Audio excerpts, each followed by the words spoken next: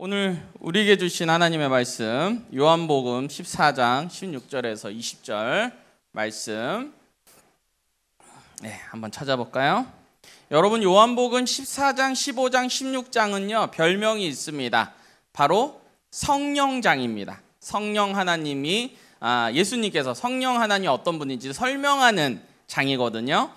한번 요한복음 14장 16절에서 20절까지의 말씀 함께 읽어보도록 하겠습니다. 시작.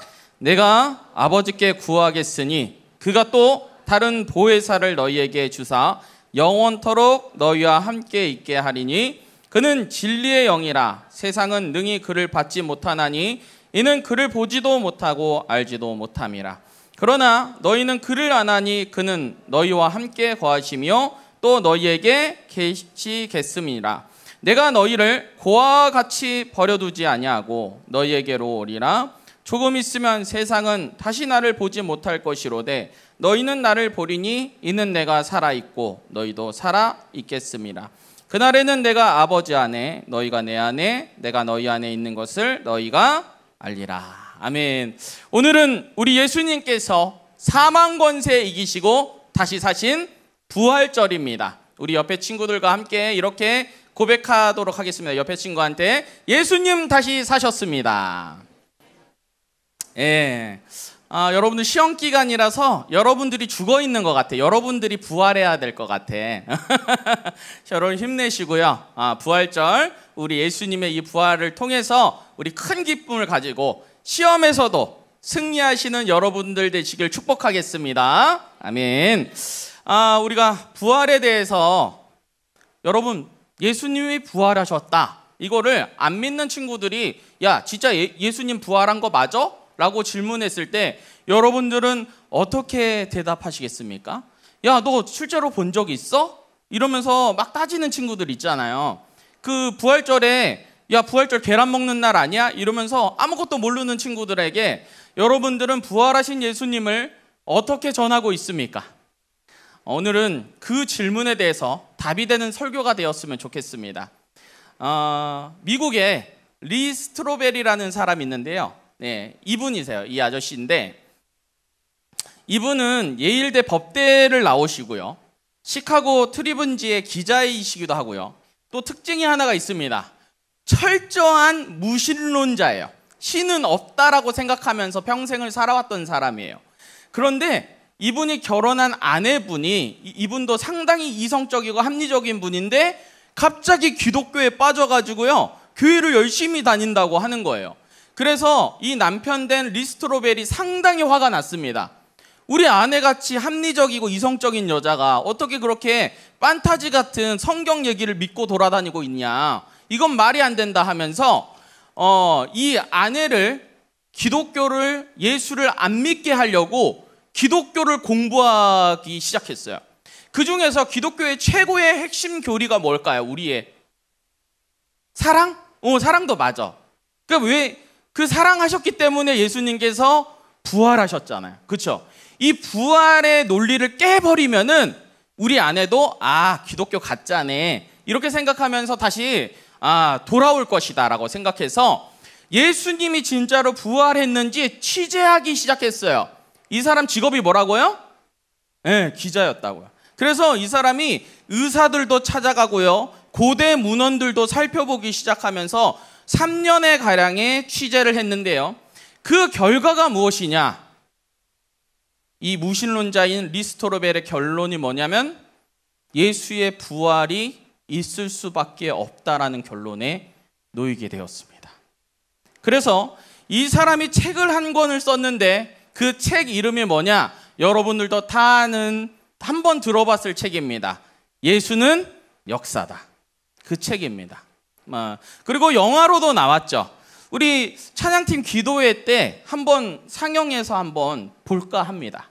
그래서 예수님의 부활이 바로 역사적 사실이라는 것을 취재해가면서 쓴 책이기 때문에 이걸 영화화했기 때문에 상당히 흥미롭게 우리가 볼 것 같아요. 여러분 세종대왕이나 이순신 장군이 역사적으로 예전에 계셨다는 거 한글아 너 믿니? 왜 믿어 너? 너 실제로 같이 살았어? 그럼 뭐 갖고 믿어 너? 기록. 그렇죠. 우리가 써져 있는 역사책, 고대 문헌들을 가지고 우리가 그걸 보고 이분들이 왕으로 있었구나라고 해요. 그런데 그 역사적인 고대 문헌이 이순신 장군도요 2개밖에 없어요. 그럼 예수님의 종적을 따라가는 고대 문헌은 5개고요. 부활에 대해서 기록한 것은요 9개나 돼요. 그런데 왜 부활은 여러분들은 제대로 지금 교회에 나오는 여러분들도 확신 없게 살고 있냐 이거예요. 그래서 오늘 리스토로벨이 왜 예수님을 믿을 수밖에 없게 되었는지, 지금은 이분은 리스토로벨 목사님이 되셨거든요. 왜 목사님이 될 수밖에 없었는지 한번 같이 나눠보려고 목사님도 이분에 대해서 공부하였습니다. 그래서 여러분과 나누려고 하는데요. 다음, 예수님의 부활 증거 4가지가 있습니다.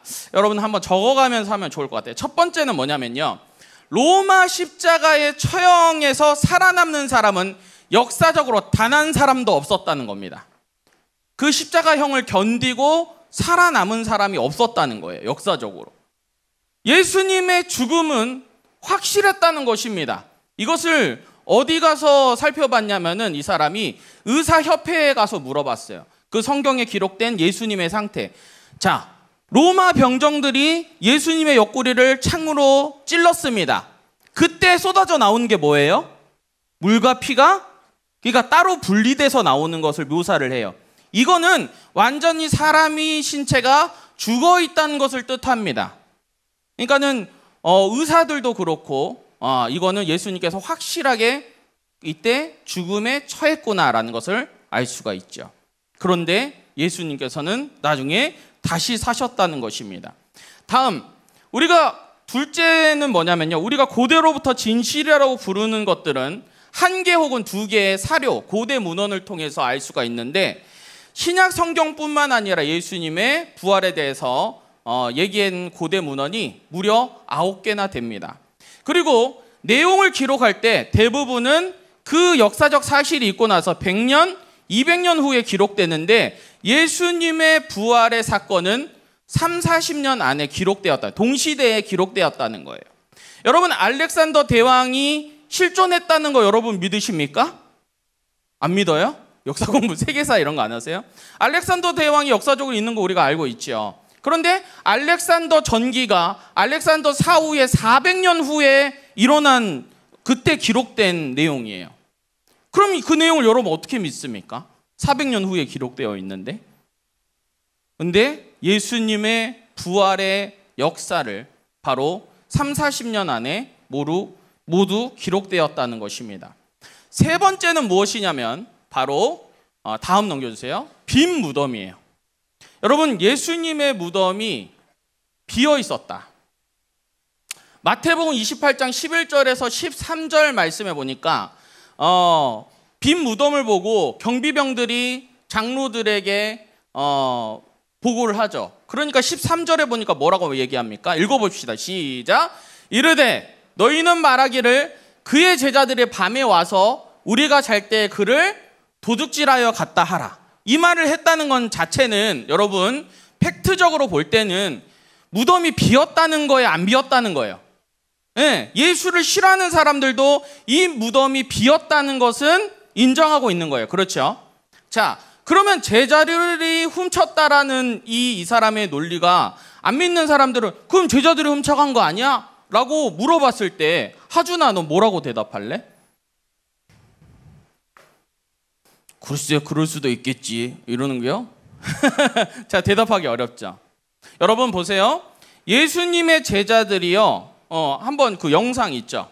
영상 한번 틀어봐 주실래요? 12제자들의 이 마지막 순교의 상황을. 예수님의 12제자는 이렇게 죽었습니다. 세베대의 아들 야고보가 가장 먼저 순교했습니다. 그는 헤롯 왕에 의해 머리가 잘려 죽었습니다. 베드로는 소아시아에서 복음을 전하다가 로마에게 잡힌 후 십자가에 거꾸로 못 박혀 죽었습니다. 마태는 에티오피아에서 복음을 전하다가 말뚝에 의해 땅에 박히고 머리가 잘려 죽었습니다. 알페오의 아들 야고보는 예루살렘 성전 꼭대기에서 밀려 떨어졌습니다. 하지만 그는 기적적으로 살았는데요. 떨어진 후에 몽둥이와 돌에 맞아 죽었습니다. 마띠아는 터키 지역에서 복음을 전하다 붙잡혀 십자가에 못 박혀 죽었습니다. 베드로의 형제 안드레는 그리스에서 복음을 전하다 붙잡혀 붙잡혀 X자형 십자가에 못 박혀 죽었습니다. 알페오의 아들 다데오는 페르시아 지역에서 전도하다 붙잡혀 십자가에 못 박혀 죽었습니다. 바돌로메는 아르메니아 지역에서 복음을 전하다 붙잡혀 살가죽이 벗겨진 후 십자가에 못 박혀 죽었습니다. 도마는 인도 지방에서 복음을 전하다가 창에 찔려 죽었습니다. 빌립은 터키 지역에서 복음을 전하다 붙잡혀 모진 채찍질을 당한 후 십자가에 못 박혀 죽었습니다. 열심당원 시몬은 영국에서 복음을 전하다가 십자가에 못 박혀 죽었습니다. 요한은 끓는 기름에 던져졌지만 기적적으로 살았고 후에 반모섬에 유배되어 요한계시록을 쓰고 그곳에서 죽었습니다. 네, 여러분 12제자들의 이 최후가 어떻습니까? 이 요한은 순교하고 싶어도 순교를 못했어요. 요한계시록을 하나님께서 쓰라고 살려주셨어요. 예수님의 부활을 말하면 말할수록 이 사람들에게 몰려오는 것은 순교의 길이었고 고난과 고통이었어요.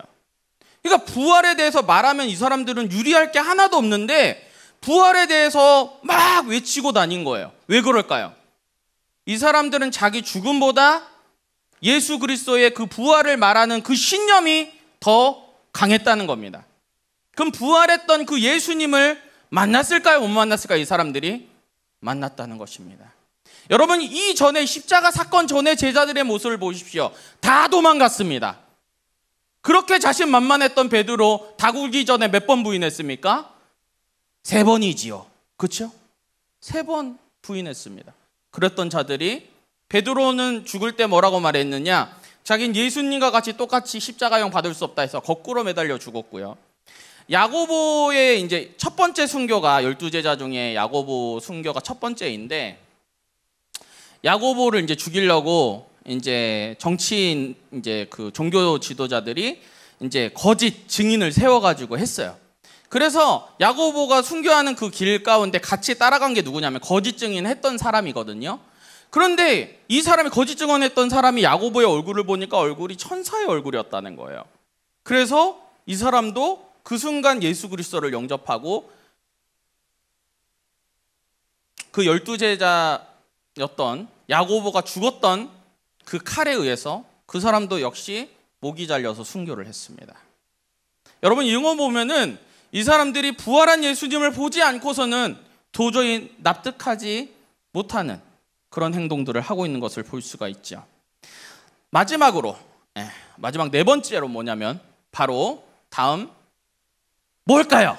여러분, 이 그림을 챗 GPT한테 이렇게 만들어져 있는데 바로 목격자입니다. 예수님의 부활을 목격했던 사람들은 무려 12번의 다른 장소에서 515명의 사람들 앞에 예수 그리스도께서 나타나셨습니다. 그리고 그들과 함께 대화하시고 예수님을 만질 수 있었고 그들과 식사하셨고 대화하셨습니다. 여러분, 이순신이 있었다는 거 믿고 왕건이 있었다고 믿고 했던 고대 문헌은 불과 하나 아니면 2개입니다. 그 여러분들은 9개나 되는 예수 그리스도의 이 놀라운 부활의 사실을 왜 믿지 못하고 있습니까? 사랑하는 여러분, 부활절은요 계란 까먹는 날이 아닙니다. 나를 위해서 이 땅 가운데 오셨고 십자가 지셨고 다시 사신 부활의 첫 열매이신 예수 그리스도를 영광 올려드리는 날인 줄 믿습니다. 아멘. 여러분, 그래서 우리 부활절 정말 성탄절보다 어떻게 보면 더 큰 행사입니다. 왜냐하면 부활이 없다면 우리 기독교는 존재하지 않기 때문입니다. 그러면 왜 예수님께서 우리를 위해서 부활하셨을까요? 다음, 바로 오늘 혹시 설교 제목 뭔지 기억하는 사람? 함께 가자. 너랑 함께 하고 싶어서. 예. 우리 한번 이 말씀 한번 읽어봅시다. 시작. 내가 너희를 고와 같이 버려두지 아니하고 너희에게로 오리라. 부활하신 이유가 이와 같다는 거예요. 예. 다음. 우리 서린이 퇴근할 때인데 한번 봅시다.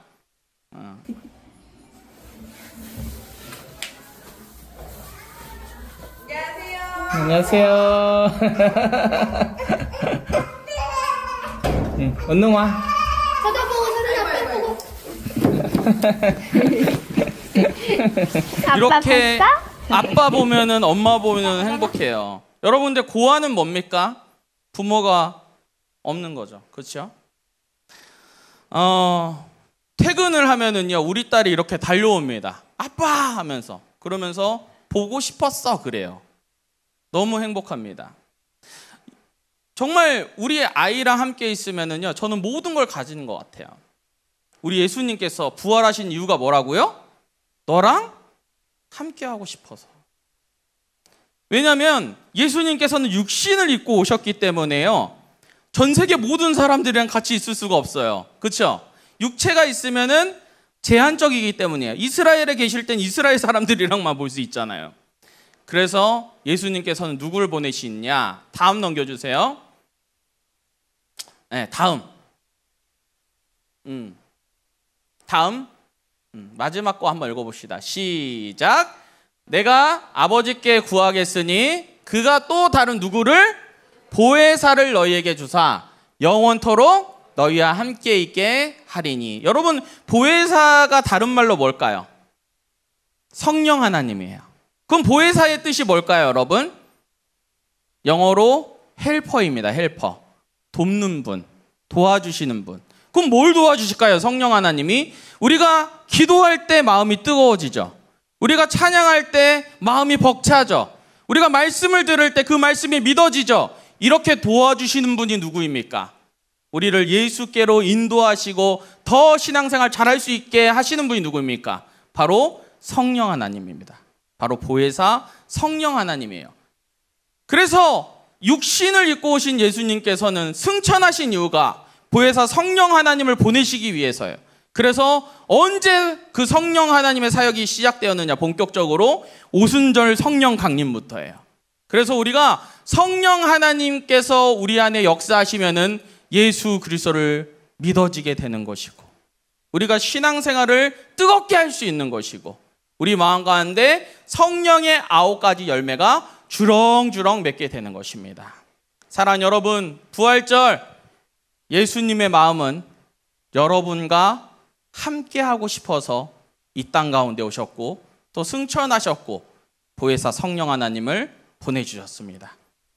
안 믿는 친구들이 야, 예수님의 부활 진짜 맞아? 거짓말 아니야 할 때 여러분, 오늘 설교 기억하셨다가 분명하게 얘기하십시오.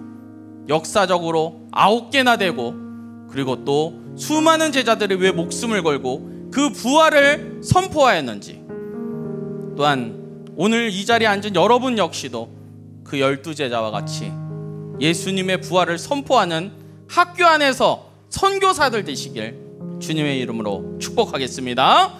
아멘. 우리 이 시간 우리 찬양하도록 하겠습니다.